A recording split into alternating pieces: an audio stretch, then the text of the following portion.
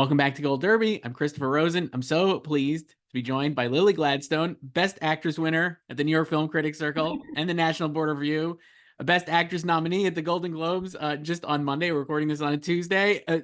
Incredible performance in Martin Scorsese's Killers of the Flower Moon. So I just guess to start there, congratulations on all this recognition so far. Oh, And thank you, how does Chris. it feel? Like basically, yeah. Oh, it feels like a lot. It's really exciting. It's been a little bit rapid fire this last week, so I kind of have been joking that like I get this news and I intellectualize it and I know it's going to be waiting down the hall for me to body slam me when I'm on to the next thing. So yeah, it's been incredible. It's so great. I mean, in the review, I mean, it's been like this basically since the movie premiered at Cannes, and obviously, like, it's been such a great run. Yeah, it's so well deserved because it's an incredible performance. I know you've talked a lot about the film and stuff, and I know Marty has talked a lot about how the script was reworked to focus on Ernest and Molly's relationship and kind of make that the heart of the film. And I guess one of the things I keep getting, I was just struck by watching it, and I want to ask you about is like, I think their Molly's granddaughter had said like there was such love between her grandparents, right? Between Ernest and Molly and Ernest. And I guess like knowing that and knowing, I guess, how did that help you approach the relationship and then also approach playing Molly, knowing that she had that love for Ernest, even though obviously Ernest is doing these unspeakable, terrible actions, right? So I just find the disconnect so incredible, and like I just love to know how like yeah, how you kind of thought about that and how you played Molly knowing that. Sure, yeah. It was something that I think the whole time felt a bit like a free fall for both Leo and I. First thing I did after I saw the film was I texted him, OMG, we did it. Because, I mean, we were wondering. And Margie, she, even though she knew that from what people had said, she never met Molly, she'd never met her grandmother. Molly passed away in 1936, so there's not really anybody around that remembers her, especially during her marriage to Ernest. So Margie knew that this was the way it was. You know, her father, Cowboy, maintained a relationship with Ernest even after Ernest had gotten out of prison and moved back to Osage country. Um, he would excuse himself from groups of people, you know, very fun-loving guy, and he would excuse himself to go pick up old dynamite, is the nickname he gave his father. So it was those little pieces of evidence, you know, there was love in the family. If, you know, the siblings maintained a relationship, were known to be very fun loving people, you know, they probably had that in their early childhood. So we just had to trust that it would be there. But even early on, I felt a level of skepticism from Margie that we would be able to accomplish it. It was there was such a question mark over that period of history in a lot of ways. The community didn't speak about it for a long time. But knowing that it must have been there, the evidence that we were able to find, one that was glaringly obvious to me, that was proof of the love there, is that Ernest learned Osage to be able to speak with Molly on, you know, her terms. There were a lot of white people who married Osage during this time that didn't go to that length. Um, the fact that he had moved back to Osage County after he had gotten out of prison and would still show up at community doings. Nobody would talk to him. People knew who he was and ignored him, but he still kept showing up. He'd always sit in the back with his back to the wall, and, you know, community member called him out for that once. His son had asked him, you know, why is Ernest always sitting like that with his back to the wall? And Homer Shaw, he said, it's because he knows somebody here would stab him in the back if they got the chance, you know. Um, so it was. We learned about what their love could have been in the legacy of it. So it's strange to reverse engineer that, you know, knowing that this big betrayal is happening, but finding what the authentic chemistry may have been. A lot of it came from understanding that there was mutual benefit there. You know, we meet Molly in her guardian's office asking for money, you know, asking for access to her own money. So there were a lot of Osage, and, you know, Osage women coming from a matrilocal society have a very strong sense of self and ownership of everything tangible. So it would have been of benefit to have a good looking, simple man to write checks. You know, a lot of people made their spouses their guardians. And then just the genuine chemistry that we found was based on a lot of stories I'd heard of my great grandmother Lily, who never wanted to get married, never wanted kids. She's who I'm named after, so I was raised hearing stories about her, probably more so than some of the other young women in my family. But when she met my great grandfather Alec, this rough and tumble Indian cowboy from Canada, maybe not unlike Ernest, lover of a good time, married to this very self-possessed Catholic traditional Indian woman. That was, I saw that parallel between my grandma Lily and Molly. I I kind of understood, and then also seeing it within community, a lot of this dynamic of, a white man and an Indian woman, especially one that's as self-possessed as Molly. The guy kind of lives for making her laugh. It's like cracking through that shell. It's like that dynamic will keep a couple together forever. Mhm. Um, so like looking for those moments and finding those authentic little moments of chemistry, those were fun. Those were the moments where you can really see and question that there might be something there. Um, and then just trusting. One thing that also really helped me was understanding this story because it was told in this framework that was so much like the golden age of cinema. We referenced William Wyler's The Heiress was the biggest reference from Molly's arc. Uh, and her love of Montgomery Cliff, even though Montgomery Cliff in that film is like very much after her money. We made this like an Osage woman um, where Olivia de Havilland's character in The Heiress came from this very oppressive, patriarchal, high society, a woman with money whose father told her that she was unwettable because she was so plain. Molly came from, a very matriarchal society that really values its women. Like when a girl is born in an Osage family, it's a huge blessing. Almost the way you see different world cultures really celebrating the birth of a boy, Osage celebrate the birth of a girl. So to play that character who would have had a side eye on this white man courting her and right away known that there was going to be some agenda there, that was also fun to play with. And I think that's where we found a lot of it was because there was so much hidden and there was so much betrayal. What was true there? The chemistry was true. The fact that the kids did still have a relationship with each other after the fact, did still, like I said, maintain a relationship. Yeah, it was finding those genuine little moments that really just turned up the betrayal. And ultimately, we weren't fully confident that that would work in the beginning, so a lot of our early scenes were shot a multitude of different ways. Hmm. Um, there's one scene that I keep seeing, and it's funny because that was the one I was most worried about. We tried to shoot in sequence because we were, in a lot of ways, admittedly trying to nurse out and find the arc of what this relationship was. But the way production moves, you lose a location, you lose time, whatever it is. We had to move a scene from early stages, late stages of Act Two, early stages of Act Three to the first week. So Leo and I had filmed our first scene together was that dinner scene where Molly is giving him the 20 questions, calls him out for being a sly coyote, which was based on an Osage oral tradition trickster figure that helped me a lot with how I viewed Ernest or how Molly would have viewed Ernest. But we went from that first meeting and kind of finding those first like ruminations of chemistry straight into the scene where Ernest tells Molly that Henry Roan is dead and she asks if it was a suicide or murder. So that was day 2 or 3 of shooting. And that one, we're like, wow, we've got a lot of film between now and then.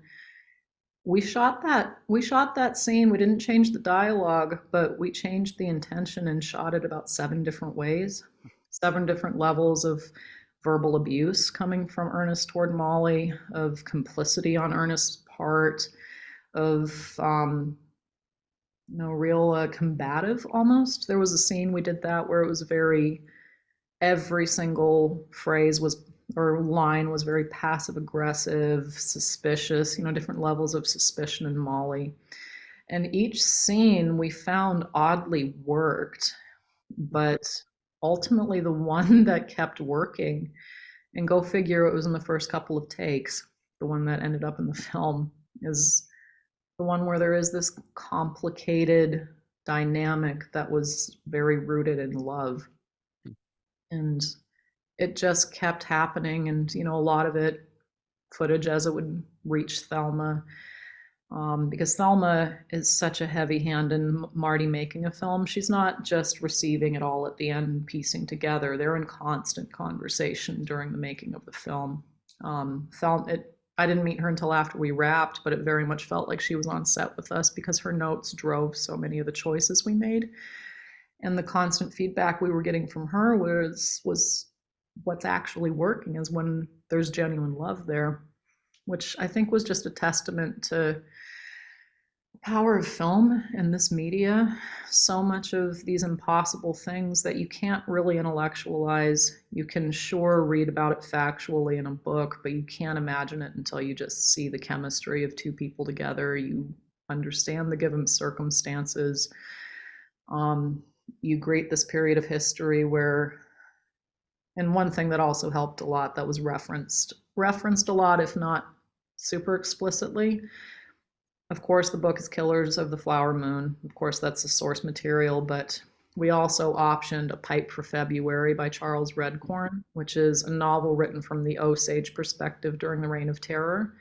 And you can really see how it would have been that as these murders start happening, you don't know where they're coming from. You have no idea that it's within your own home a lot of the time. So the level of paranoia and suspicion as it rises, who you can trust, who you can't, a lot of that went into color what these scenes were. And it was just kind of an acceptance that because this history was, all of this was, so we have to be, and just trusting that it would work.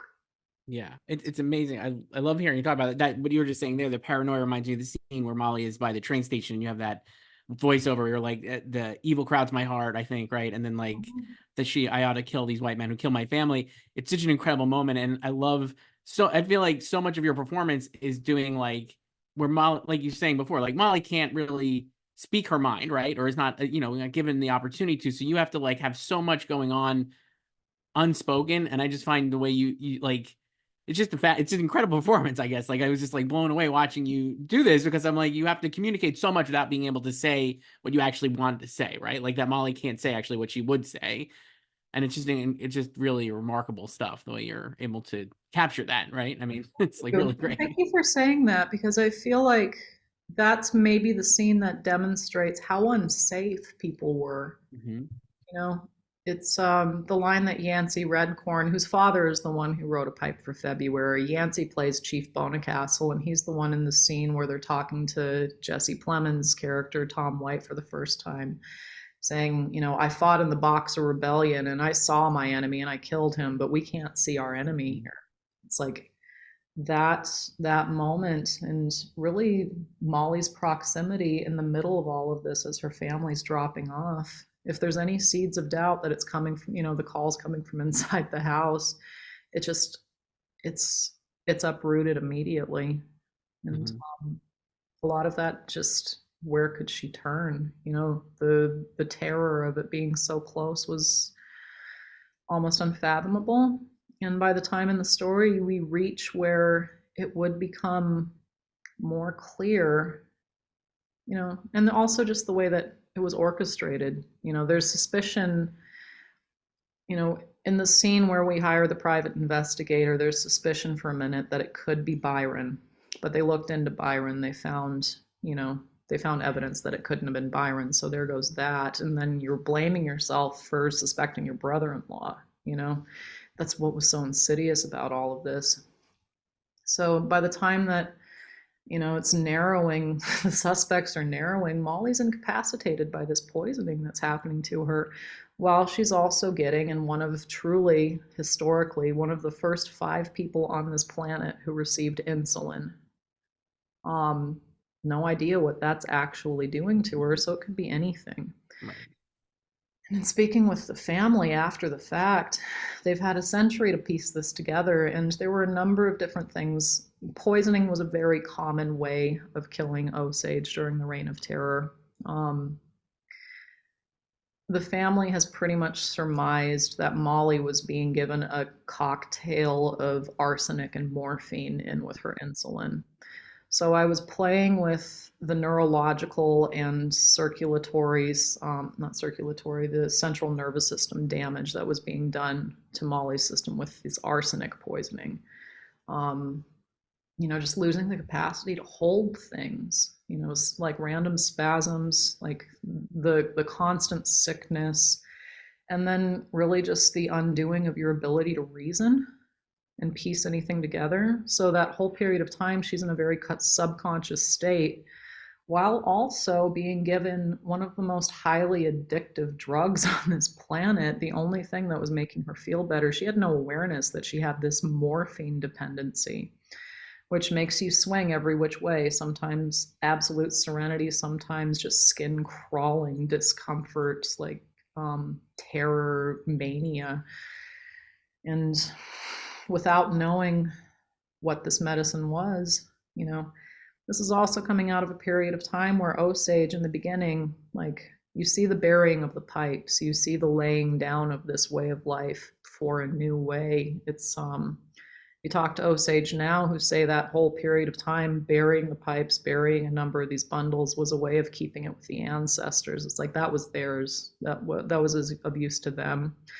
This is also a period of time where Christianity and the Native American church are rising and the worldview is shifting. But people still very much believed in these old ways where you can put medicine on somebody that makes them horrendously sick in ways that isn't even necessarily delivered.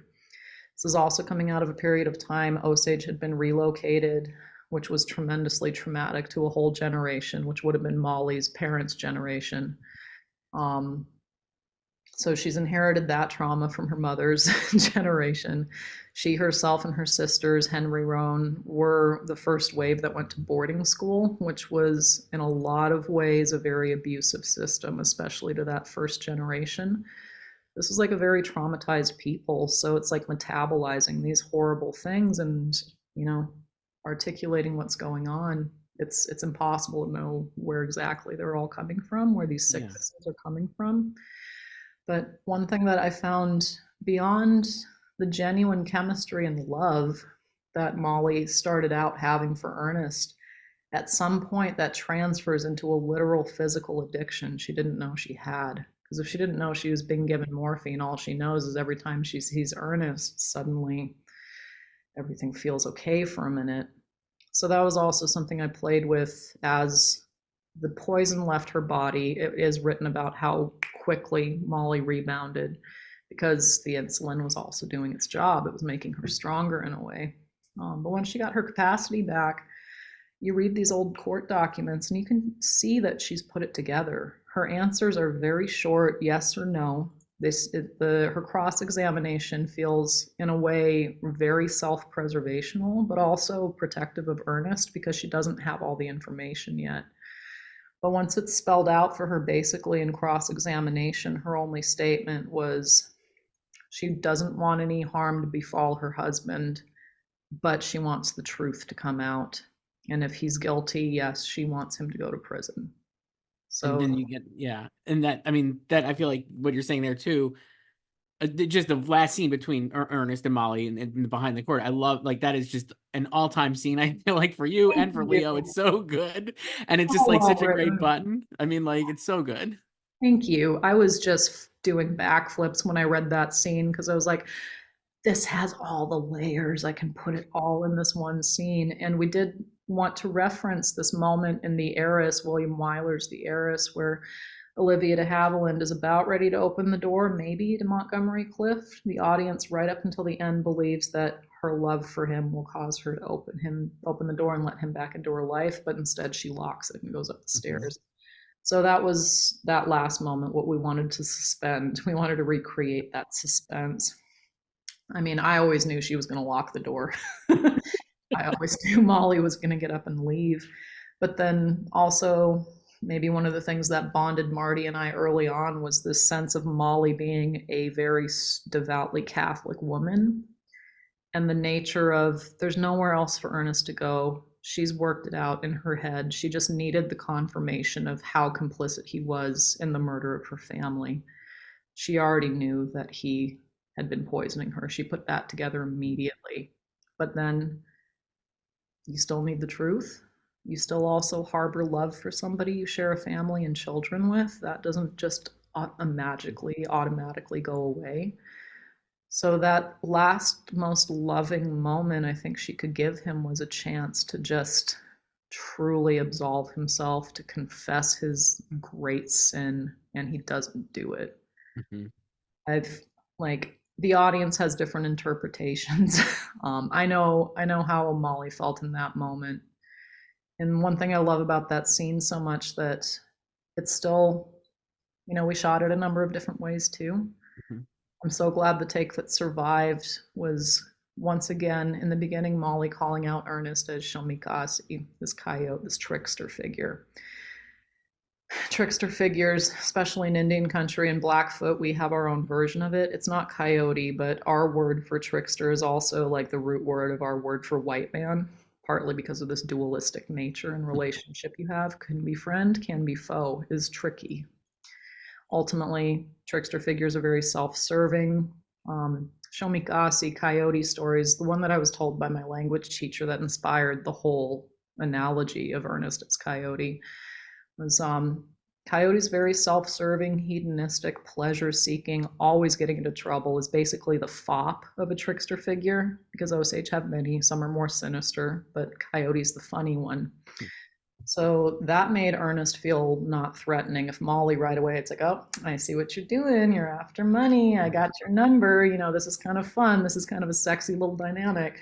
In the end, even though Coyote never really wins in the story, uh, doesn't mean that Coyote doesn't hurt everybody along the way.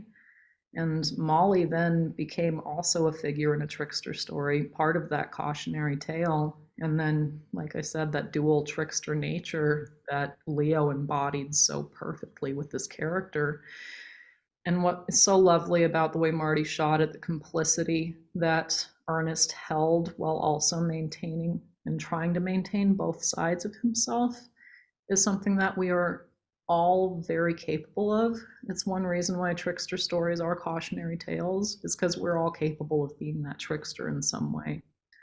So looking at it through a lens where the film is indicting itself in this long history of, making narrative and entertainment out of histories like this, it's doing it in a compassionate and self-indicting way, kind of in a Catholic confessional way of really what is our original sin here.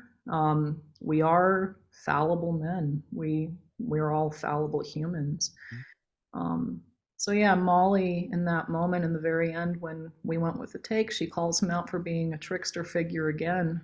It's also an indictment of herself. She let herself tangle with this trickster, this cautionary tale she was raised to avoid. And that's the thing about these trickster stories. When you're raised with them as a kid, you think they're funny, you think they're entertainment. But as you grow up, you realize that was a life lesson. These stories actually do shape the way the world works.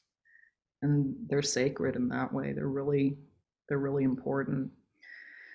So yeah, we hadn't anticipated that we would get together to make this grand epic trickster story, but ultimately for me, that's how the film and the narrative worked and functioned, through a way that I was raised with Blackfoot trickster stories, but also a way I could recognize Molly and a lot of Osage would be able to contextualize the story.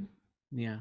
Unfortunately, we have to wrap up. I feel like I could talk to you about this movie for so long because it is incredible and I'm all this sorry. stuff was great. But Fields of Flower Moon, Lily Gladstone, just an amazing performance. And everyone should go see this movie immediately if they haven't seen it already. Thank you so much, Lily. I really appreciate Thank you, it. Chris.